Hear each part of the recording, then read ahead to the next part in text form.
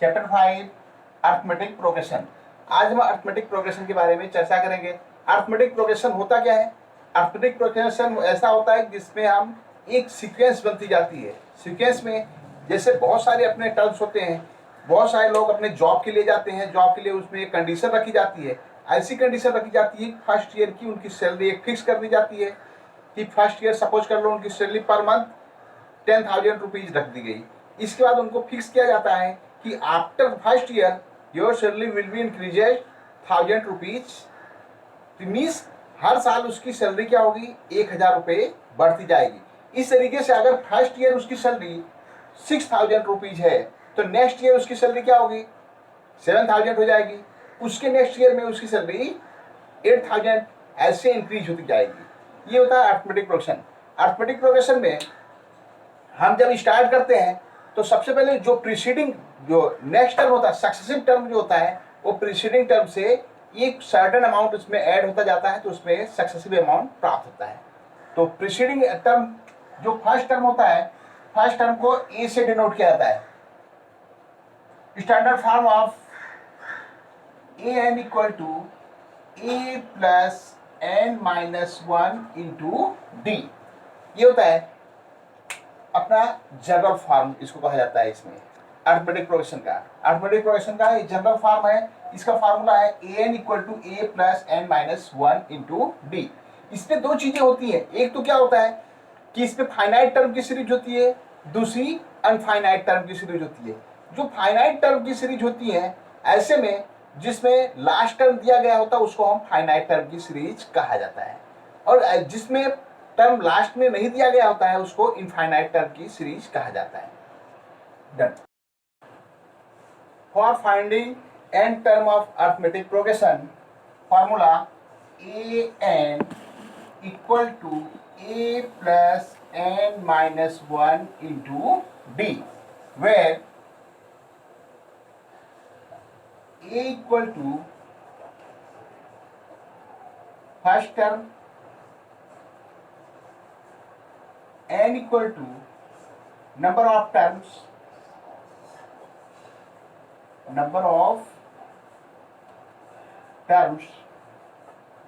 b equal to common difference,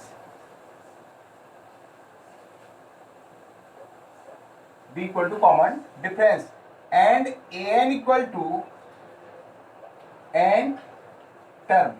किसी series का n term find करना होगा तो वहां पे हम फॉर्मूले का यूज करेंगे a N equal to A plus N minus 1 into D. ये हमारा एन टर्म फाइंड करने का फॉर्मूला है। अब कॉमन डिफरेंस हम कैसे फाइंड करेंगे? डी फाइंड करने का फॉर्मूला कैसे हम निकालेंगे? पहले हम अर्थमेटिक प्रोग्रेशन में देखते हैं कि कोई भी सीरीज अर्थमेटिक प्रोग्रेशन है या नहीं है। अर्थमेटिक प्रोग्रेशन होने के लिए जो कंडीशन है उसकी दी गई है, जो नेक्स्ट टर्म में सक्सेसिव जो प्रीसीडिंग टर्म से सक्सेसिव टर्म का डिफरेंस जो है सेम होना चाहिए, कॉमन डिफरेंस सेम होना चाहिए। सपोज हमने लिखा 10, 15, 20, 25 एंड सो ऑन। यहाँ पे आपका first term A1 10, A2 equal to 15, A3 equal to 20, A4 equal to 25। Now A2 minus A1, 15 minus 10 equal to 5, and A3 minus A2, 20 minus 15, 5. In this way, A4 minus A3, 25 minus 20 equal to 5. यहाँ पे हमने देखा कि सब में common difference जो next successive term से preceding term को जब माइनस कर रहे हैं तो वहां पे सेम डिफरेंस आ रहा है। Here common difference same, so this is arithmetic progression. इसलिए क्या होगा? ये अर्थमेटिक प्रोग्रेशन होगी। अगर इसके बीच में कॉमन डिफरेंस सेम ना हो तो वह अर्थमेटिक प्रोग्रेशन नहीं होगी। Now D equal to A2 minus A1, A3 minus A2 and so on. Means preceding term से सक्सेसिव से प्रीसीडिंग अगर माइनस करेंगे तो अपना क्या आएगा? बी। मीन्स जो भी उसका नेक्स्ट टर्म है उससे फिर पिछला टर्म को माइनस कर दो तो क्या होगा? डी आ जाएगा।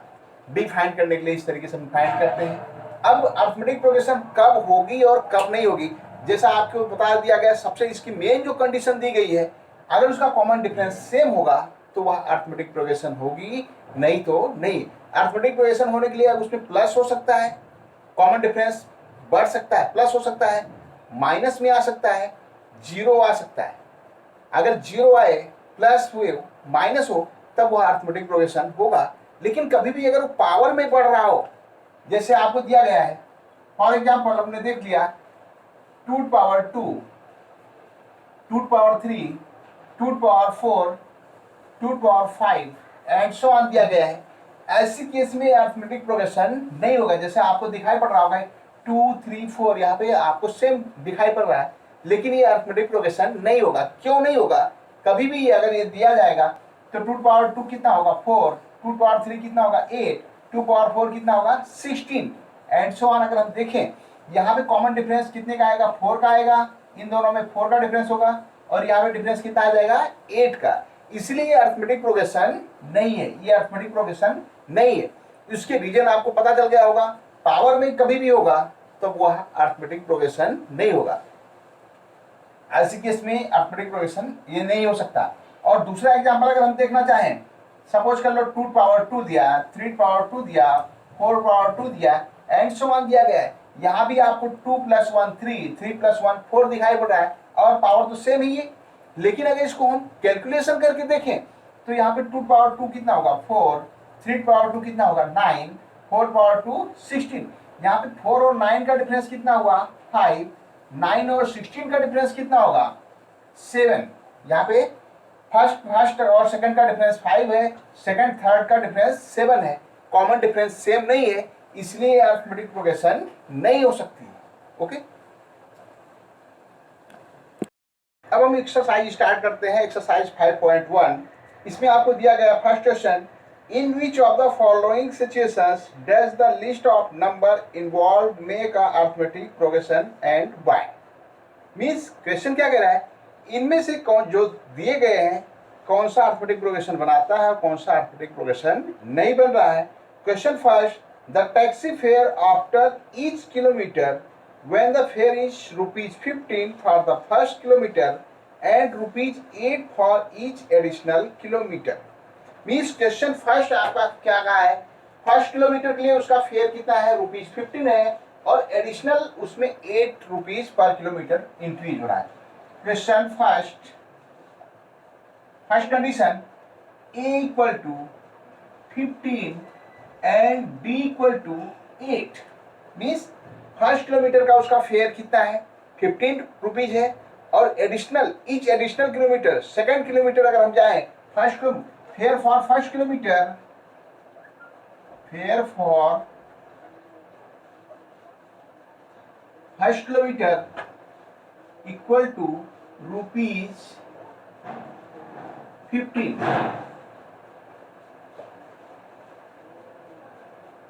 Fair for second kilometre, additional kilometre अगर हम इस पे करें, A2 अपना जो टर्म होगा वो कितना हो जाएगा 15 + 8 23। Fair for third kilometre, fare for third kilometre E3 = 23 + 8 = 31। In this way now arithmetic progression अपनी जो एपी बन रही 15, 23, 31 एंड सो ऑन। आप देख सकते हैं कि 15 + 8 23, 23 + 8 31। यहाँ पे इसका जो कॉमन डिफरेंस है सेम हो रहा है, इसलिए अर्थमेटिक प्रोग्रेशन है। ठीक है, yes it is an AP, ये एपी है।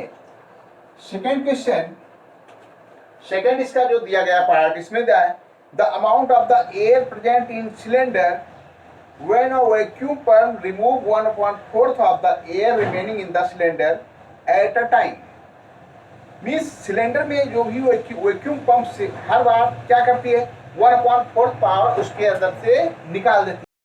Suppose amount of air present in vacuum be V litre, अगर इसके अंदर वी लीटर अपना प्रेजेंट है तो फर्स्ट स्ट्रोक में कितना हो जाएगा, after first stroke the remaining amount of, after first stroke remaining amount of air in vacuum 1 minus 1/4 means 3/4.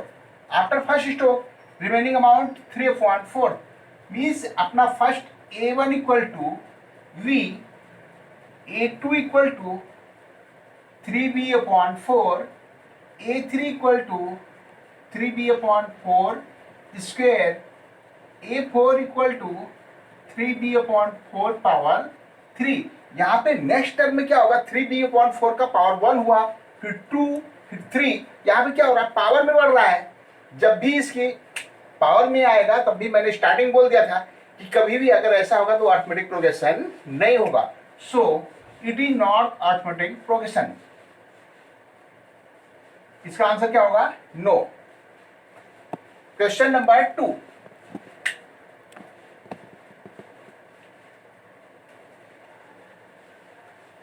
और क्वेश्चन 2 के बारे में स्टार्ट करते हैं। इसके बाकी 2 पार्ट्स हैं, आप लोग इसको स्टार्ट करोगे, खुद करो, और कुछ भी प्रॉब्लम हो तो उसको आप सेंड कर दो मुझको, मैं उसको बताऊंगा।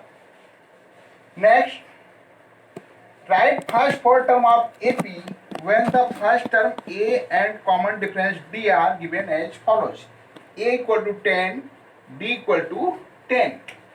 Question 2, A equal to 10 and D equal to 10। हमें क्या करना है, इसके फर्स्ट 4 टर्म्स लिखने हैं। Means here A1 equal to A equal to 10, A2 equal to A plus D, 10 plus 10 20, A3 equal to A2 plus D, A2 plus D, 20 plus 10 30, A4 equal to A3 plus T, 30 plus 10 equal to 40. Now our first 4 terms are 10, 20, 30, 40. Second question, A equal to minus 2, D equal to 0. A equal to minus 2, D equal to 0. Here first term A1 equal to A equal to minus 2 and A2 equal to A1 plus D. A1 minus 2 plus 0 equal to minus 2. A3 A2 plus D.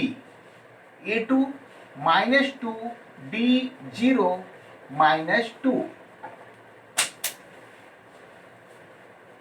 A4 A3 plus D, A3 minus 2 plus D equal to 0, A4 equal to minus 2.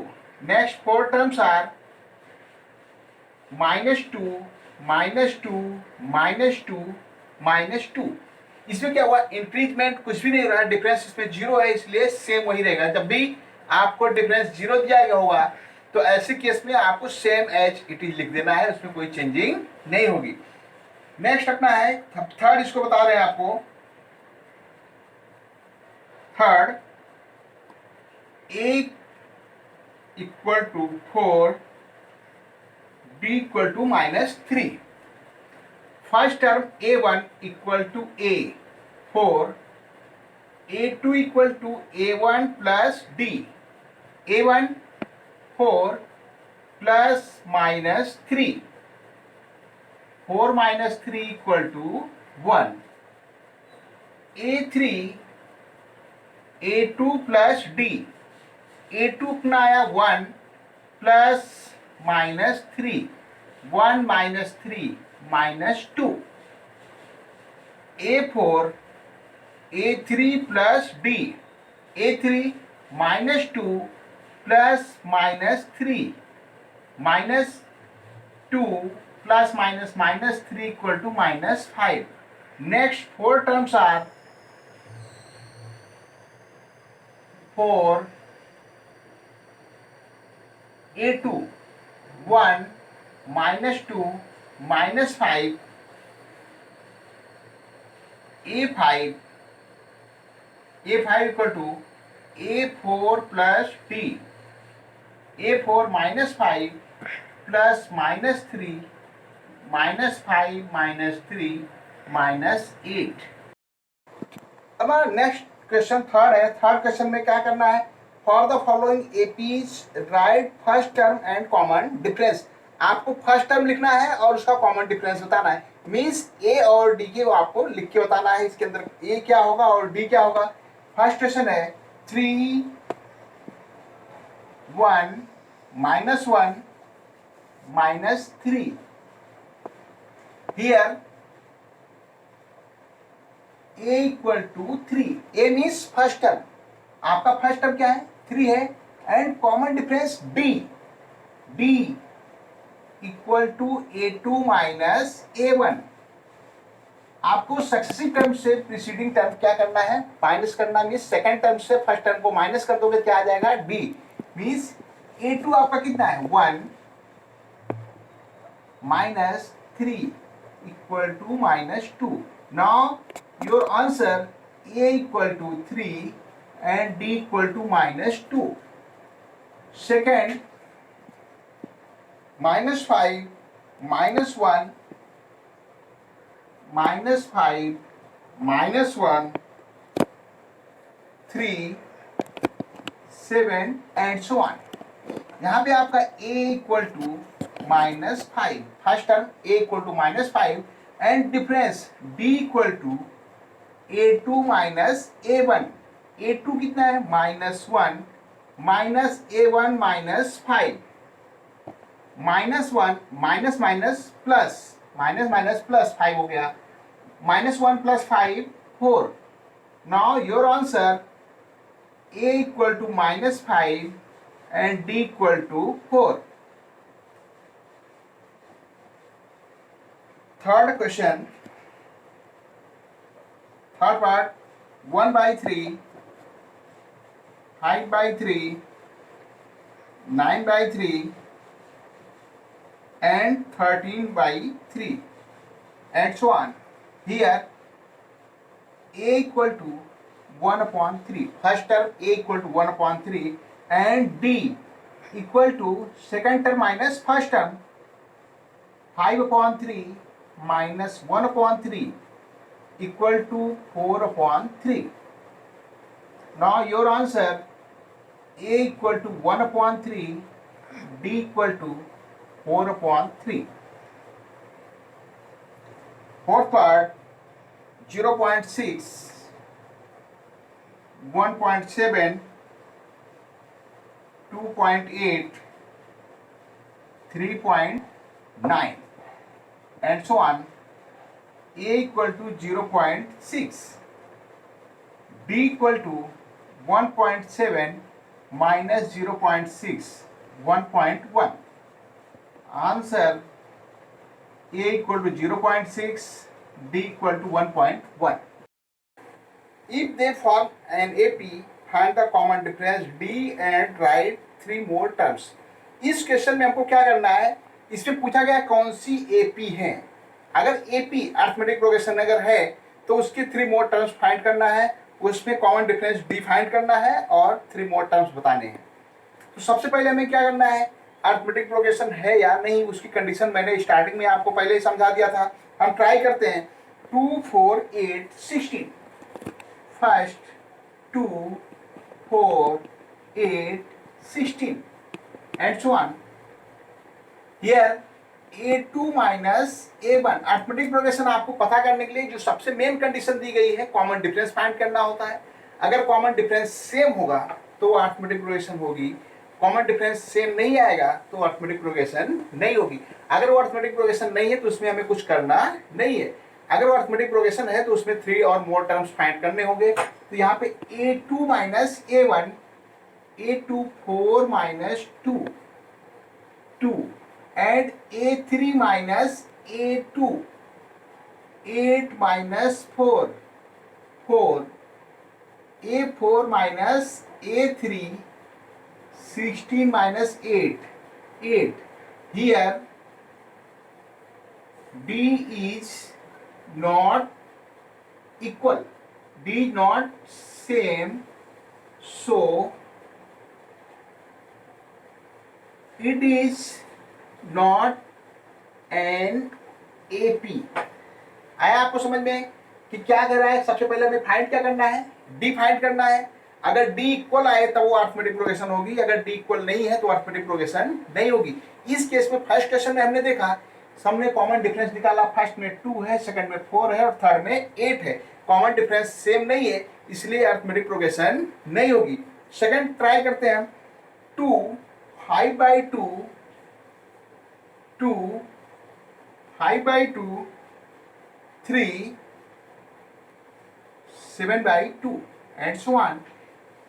A2 minus A1 5 upon 2 minus 2, taking LCM 2 5 minus 4 1 upon 2 and A3 minus A2 A3 3 minus A2 5 upon 2, taking LCM 2 2 into 3 6 minus 5 1 by 2. A4 minus A3 7 upon 2 minus A3 3, taking LCM 2 7 minus 2 3 ja 6 1 by 2. Here D is same. D क्या हो रहा है? यहाँ पे same है, equal है सभी में। So d is same, so it is an AP. यहाँ पे डी इक्वल है इसलिए एपी होगी। फाइनल हो गया। अगर एपी हो तो उसके 3 मोर टर्म्स फाइंड करने हैं। नेक्स्ट टर्म अपना first second third fourth term था, आपको क्या करना है? 5th टर्म निकालना है। A5 equal to A4 plus D कर देंगे। A4 अपना कितना है? 7 upon 2। A4 equal to 7 upon 2 and D find किया हमने 1 upon 2। LCM 2 7 plus 1 8 upon 2 4 लिख सकते हैं। एंड A6 6 टर्म इसका क्या होगा? A5 plus D A5 4 plus 1 by 2 LCM 2 2 4 जा 8 plus 1 9 by 2। A7 A6 plus D A6 9 upon 2 plus 1 upon 2 LCM 2 9 plus 1 10 upon 2 equal to 5. Now your answer D equal to 1 by 2 and 3 more terms 4 9 by 2 5. It's your answer.